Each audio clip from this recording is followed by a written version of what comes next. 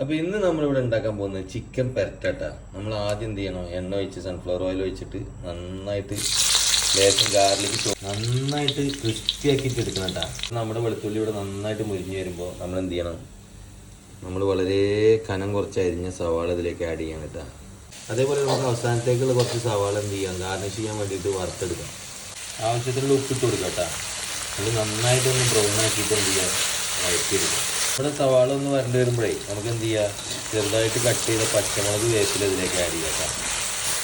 നന്നായിട്ട് വഴറ്റിയെടുക്കണം. അപ്പോൾ നമ്മൾ ചിക്കനിൽ ഇത് കോട്ട് ചെയ്യുമ്പോൾ അതിനൊരു പ്രത്യേക ടേസ്റ്റാണ്. നമുക്കൊന്ന് വരണ്ട് വരുമ്പോൾ നമുക്ക് എന്ത് ചെയ്യാം, ഒരു 3 table spoon ginger garlic paste ഇട്ട്, നമ്മൾ നേരത്തെ ക്രിസ്പി ആവാൻ വേണ്ടിയിട്ട് ലേശം വെളുത്തുള്ളി ഇട്ടിട്ടുണ്ട്. പക്ഷേ അതിൻ്റെ ഒപ്പം തന്നെ നമുക്ക് കുറച്ച് പേസ്റ്റ് അടിച്ചിട്ട് ജിഞ്ചർ ഗാർലിക് പേസ്റ്റ് ആഡ് ചെയ്യാം.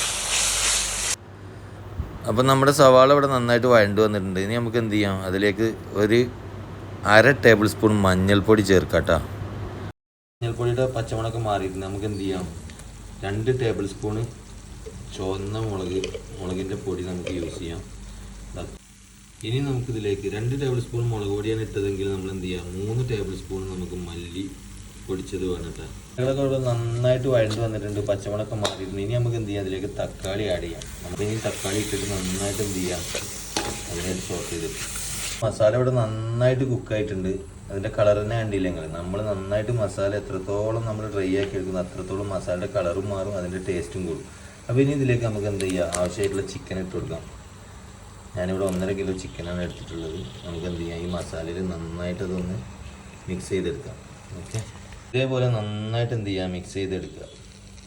ഇനി നമുക്ക് മൂടി വെച്ചിട്ട് ഒരു 5 മിനിറ്റ് കുക്ക് ചെയ്യാം. മിനിറ്റ് കഴിഞ്ഞതിന് ശേഷം പാത്രം തുറന്നിട്ടുണ്ട്. നമ്മൾ ചിക്കനൊക്കെ നന്നായിട്ട് മസാലയിൽ പരണ്ട് വരുന്നുണ്ട്. ഇനി നമുക്ക് ഇതിലേക്ക് ആവശ്യമായിട്ടുള്ളത് ഒരു ലേശം chicken masala 1/2 table spoon, garam masala 1/2 table spoon, 1/2 table spoon നമ്മൾ ക്രഷ്ഡ് പെപ്പർ ഇട്ടാൽ ഇതിലേക്ക് ആഡ് ചെയ്യാം.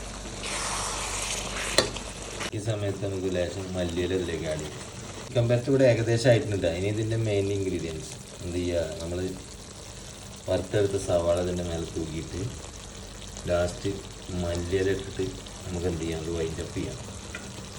ലാസ്റ്റ് ടച്ച് ചെയ്യാൻ കാണിച്ചാൽ കിട്ടാം.